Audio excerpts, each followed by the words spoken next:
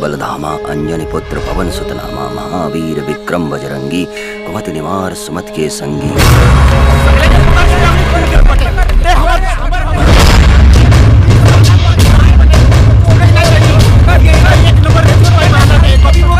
अरे रे रे कहाँ करा तारा तू लोग?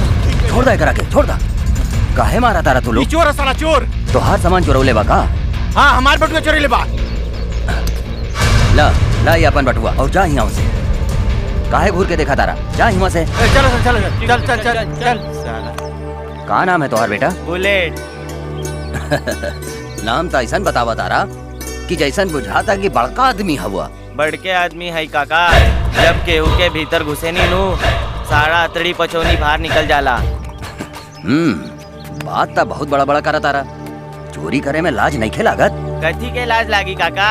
ई देश में मंत्री से लेके संतरी तक सबे चोर बाड़े सन।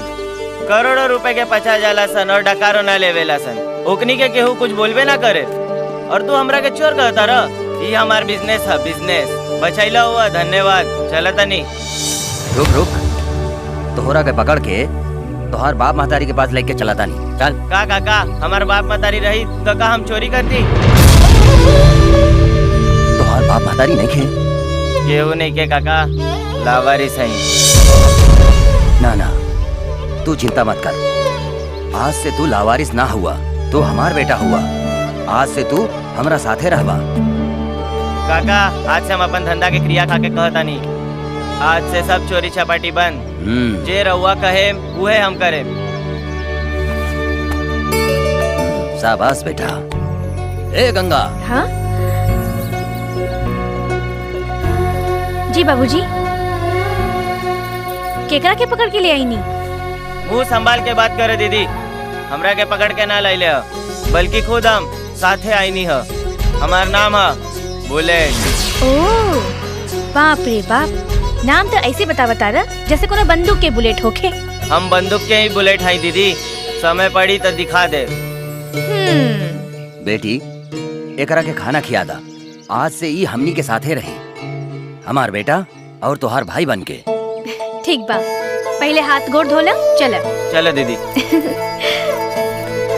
का हाल बा हो फागुन भाई? प्रणाम पंडित जी। खुश रहा खुश रहा खुश रहा। का समाचार बा? तनी रुक जाई पंडित जी। बेटी पंडित जी के लिए चाय नाश्ता के व्यवस्था करा। जी बाबूजी। दी हमरा के। बैठ जाई पंडित जी। हाँ।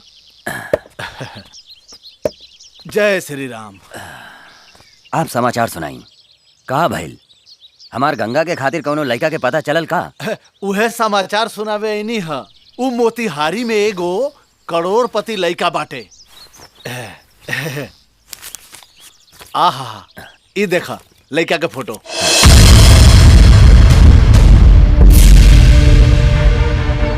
लड़का तनी उम्र कर लौकता पंडित जी। उम्र का ना काका, बल्कि बुढ़वा। का हो पंडित, तोरा ई पूरा दुनिया में ये एगो लड़का मिलल बा हमार बहन खातिर। कितना कमीशन मिलल है? मुंह संभाल के बोल। 1.5 फुट के जब्बर लंबा लंबा बोला तारे। सुन, आज के जमाने में लड़का के रंग रूप आ उम्र ना देखल जाला, बल्कि ओकर धन संपत्ति आ औकात देखल जाला। समझ गईले? तो तू अपन बेटी के बियाह ई लड़का से काहे नहीं के करवा दे? ज्यादा भचर भचर मत बोल। बोला फागुन, का करे के बा? करोड़पति लड़का रोड पर ना मिलेला। थोड़ा बहुत कंप्रोमाइज तो करही के पड़ेला। गरीब के बेटी कोनो खिलौना ना होके पंडित। गंगा हमार बहन बिया, ओकर बिया ई बूढ़ लड़का से ना होई। तू चुप रह, फटर फटर मत बोल। तू जो भीतर। बोली पंडित जी, आगे का करे के बा? बिहने उ लड़का आवता अपनी लड़की के देखे। अगर उंगरा के गंगा पसंद आ गई ना तो छेका जल्दी हो जाई। बोला मंजूर बा? हमरा मंजूर बा। ता तैयारी करो। हम बिहने लड़का के लेके आवता नहीं। अच्छा ठीक बा, अब हम चलता नहीं। प्रणाम। खुश रहा।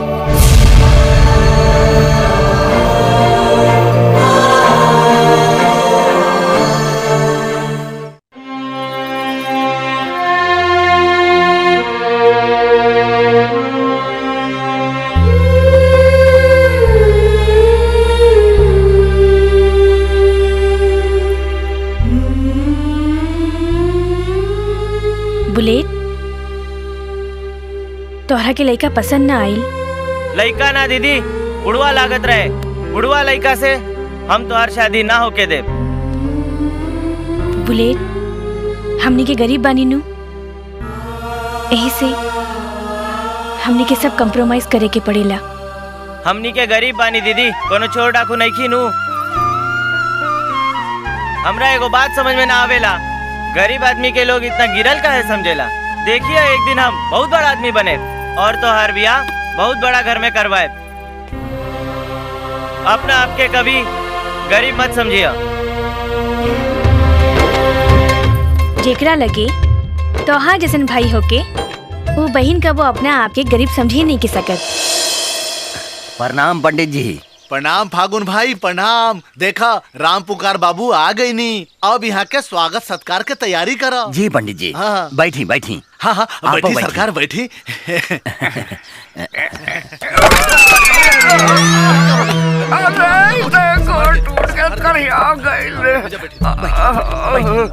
रोबोटिक तो बनी नू।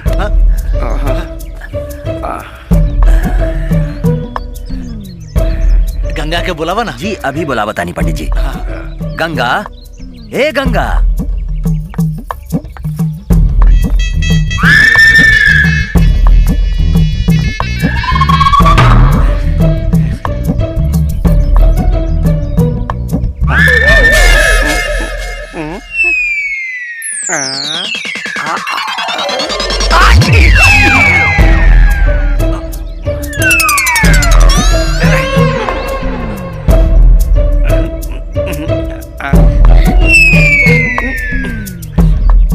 हमरा लड़की पसंद बिया,